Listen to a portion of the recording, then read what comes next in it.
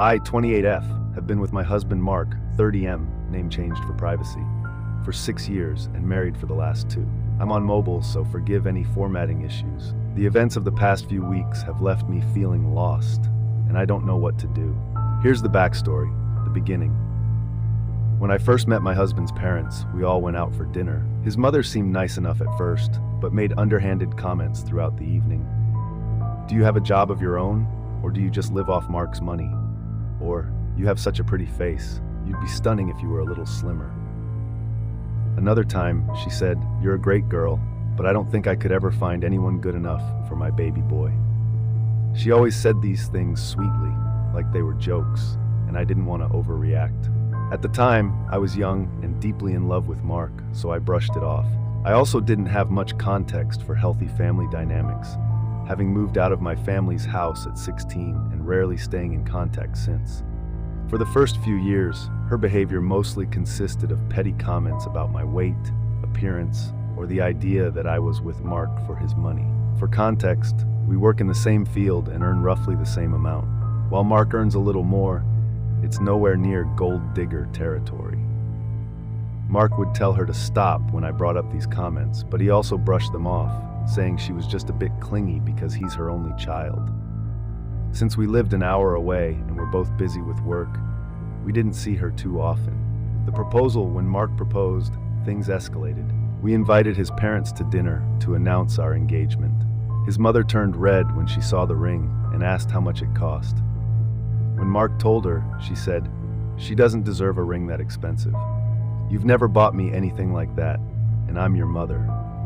She also claimed that if he were serious about me, he wouldn't have waited 3 years to propose. Dinner was ruined, and she didn't talk to Mark for 3 weeks. When she eventually apologized, it was to say she was scared of losing her little man. During the wedding planning, she tried tampering with the guest list and vendors, and of course, wore a white dress to the wedding. Mark supported me through it all, ensuring we had passwords with vendors and confronting his mom when necessary. Pregnancy. Our first year of marriage was great. We started trying for a baby and were thrilled when I got pregnant at the end of last year. We announced it to his parents with a gift basket containing champagne, chocolates, and a plaque that said Grandma. His mother's reaction? "Are you sure it's Mark's baby?" I was stunned. She laughed it off as a joke, but her comments took a darker turn after that. She often said things like, "Be careful, or Mark's eyes might start to wander," and "You should really put more effort into looking good for my baby, Mark." She brought up women who passed off other men's children as their husbands and started reminiscing about Mark's ex, Lauren, saying how skinny and petite she was and how she matched Mark better. These comments, combined with pregnancy hormones, reduced me to tears more times than I can count. Mark defended me at first, but by my 4th or 5th month, he grew distant. He spent weekends at his mother's house, even when I begged him to stay because I was sick or in pain. If you enjoyed this video, consider liking my video. He stopped showing me affection altogether, and when I asked what was wrong, he dismissed me as clingy or blamed my pregnancy hormones. The birth. A month ago, I gave birth to our son. My mother-in-law insisted on being in the delivery room. Mark said if I didn't allow it, he wouldn't be there either. I was emotionally and physically drained, so I gave in. Right after the baby was born, Mark turned to me and said, "I want a paternity test." I was devastated. I had never cheated and couldn't understand why he would think I had. My pregnancy was difficult, and I was home almost all the time, but he insisted, saying he didn't want to raise another man's child. I agreed to the test because I had nothing to hide. 3 weeks ago, the results came back negative. I was shocked and sure there had to be a mistake. Mark wouldn't even look at me. He packed his things and went to his mother's house, leaving me alone with a newborn. I called and texted him repeatedly, but he ignored me. When he finally called a week ago, I begged for help with our baby. His response? "My mom was right. I can't believe I married a woman like you." At that moment, it all clicked. His mother had been poisoning him against me, feeding him lies about my character, or suggesting I had an affair. I decided to call my mother-in-law yesterday, since Mark wouldn't reply to me anymore. Don't miss out on the journey to 1,000 subscribers. Hit that subscribe button now and be part of something big before everyone else. When she picked up, I told her I wanted to talk to Mark, and that he couldn't just abandon me with a 1-week-old baby after the complications I had during my pregnancy and labor. She laughed on the phone and told me he wasn't home, adding that I deserved what I got. I got really angry at this. I was done with the whole family by this point, and I had my baby to think about. There was no way I'd let them walk all over him the way they did me. I just didn't want to put up with my mother-in-law's BS anymore either. I told her that I'm not sure what she thinks of me, but I never cheated and that the test was wrong. This was the turning point. She laughed again and told me she knew it was her. She was the one who submitted the wrong sample to make sure the result came out negative because I didn't deserve her baby, Mark. She said she wouldn't let me baby trap him. She added that he would never believe me or put some woman over his own mother, so I should just let it go. I was sort of stunned for a second and didn't respond. She then started on a long rant about how she always wanted him to be with a woman who was good enough for him and matched him in terms of looks, I guess. She also brought up Lauren, saying how much she missed her and how she wanted Mark to see that Lauren was who he should be with. The paternity test was apparently her way of getting him to leave me so she could find someone she thought was actually suitable for him. I just hung up and have been sort of numb since then. I just can't believe an actual adult can behave like this. That brings me to right now. I texted Mark immediately after, letting him know what she said to me and telling him to ask her himself. I don't know where to go from here. Should I get another paternity test? I'm thinking of getting a lawyer too, but I don't want to complicate things too much right now. Should I take him back if he decides he wants back in? Any advice would be appreciated. One quick update for everyone who asked. First of all, thank you so much to everyone who replied and gave advice. I really didn't expect so many people to see this. I went to bed last night after writing this and woke up to like 900 comments. I've read all of them, but I won't be able to reply to everyone, so I'm going to answer some questions here. Like I said in my post, I'm not close with my family, and I haven't spoken to my parents in years. They didn't come to my wedding, and I don't think they know or care about my baby. My family is from Minnesota, but I moved to the East Coast when I left my parents' place. I put myself through school and college by working a bunch of jobs. I met Mark in college and have worked remotely since. I don't really have friends nearby, and my family is out of the question. I have a coworker who lives nearby, and we text sometimes. I'll call her Katie.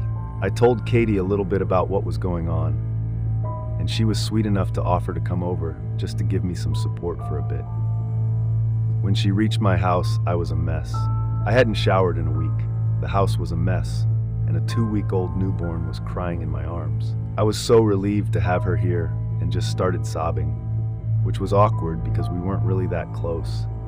She was amazing though, and asked me what was going on. I didn't have it in me to explain, so I just showed her my original post. Katie has been a sweetheart and has been watching my son while I clean up and get myself some real food and a hot shower for the first time in 2 weeks. She's also been a rock for me right now and is furious for me. I'm going to be honest. It feels really nice to have someone on my side right now.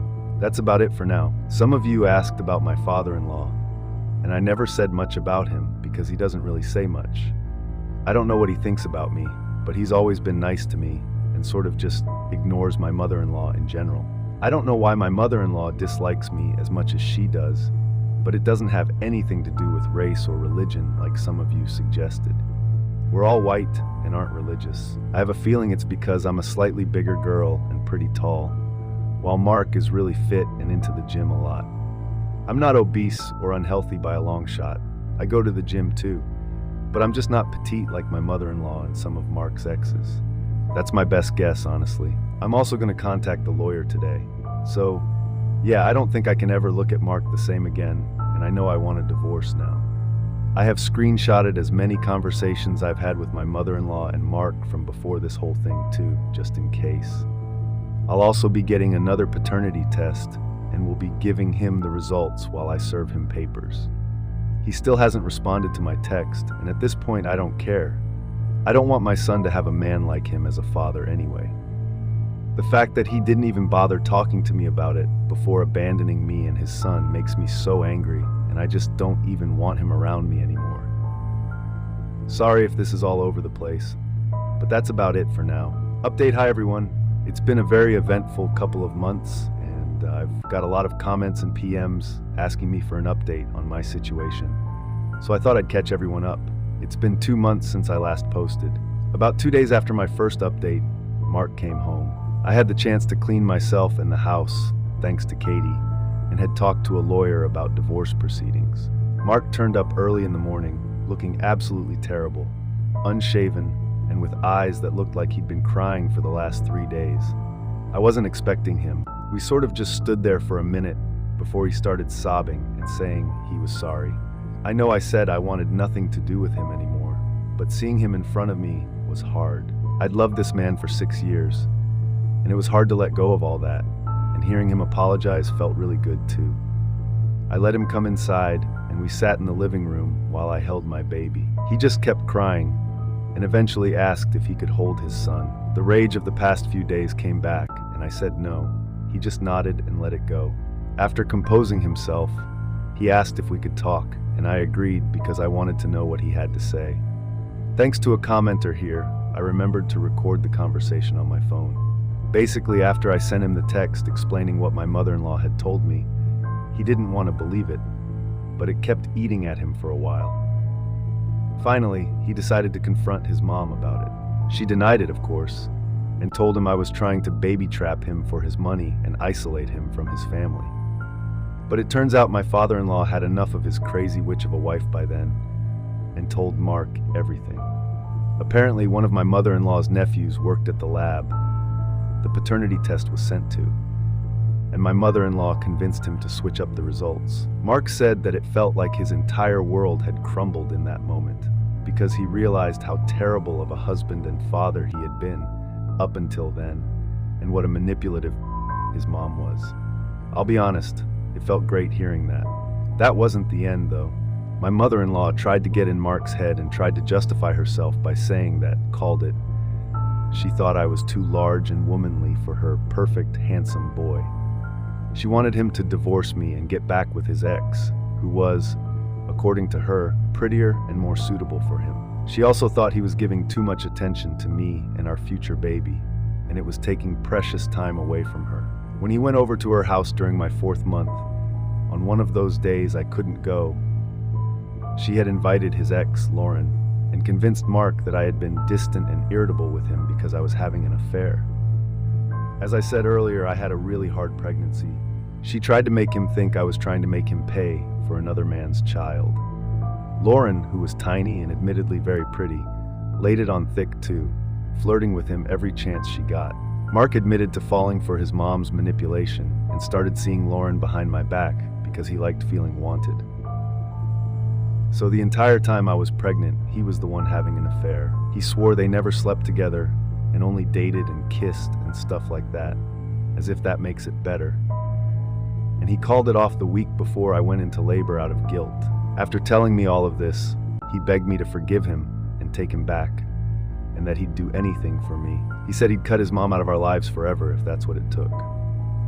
It was tempting, and I almost caved for a second, but one look at my son, and I remembered everything he put me through over the past year, how he never set boundaries with his mom throughout our relationship, and how he literally had an affair and then abandoned me at my most vulnerable. I told him that after everything that happened during my pregnancy and after our son's birth, it just wasn't possible, and I don't see him the same way or trust him anymore. He cried some more, but eventually agreed to book a hotel nearby. I also told him I wanted to take a real paternity test again, to which he protested, but I insisted. That was booked for the very next day. Well, the results came back 2 weeks later, and wouldn't you know it, he's the father. Cue a lot of crying from him again. Is it bad that I felt kind of vindicated? Last week, divorce papers were finally drafted, and I had him served. After 2 months of hell, he was a wreck and tried to suggest couples counseling before taking any major steps, but I was 100% done with him. I asked for a 50-50 division of assets in primary custody, which my lawyer says will probably be easily granted thanks to the records I have about how Mark has been with our baby. Mark will get supervised visits on weekends, and my mother-in-law is absolutely not allowed anywhere near my baby. Mark says he will not fight me on the terms out of guilt, and I'm assuming rightfully so. My father-in-law reached out on the day Mark was served to apologize to me about not stepping in sooner, and I forgave him because he's a pretty chill guy from what I know of him and Mark. My father-in-law is probably going to leave my mother-in-law too. I don't know anything about her though. She's been blocked since Mark showed up at my door. I'm going to be moving out of our apartment, and while I'm sad and overwhelmed that my marriage has turned out like this, I'm hopeful for the future. Finally, so yeah, that's what's been going on lately. I'm probably not going to update for a while now. Time to focus on me and my son. I would just like to thank everyone who reached out for advice and support. I'm really grateful and would probably not have gotten this far without it.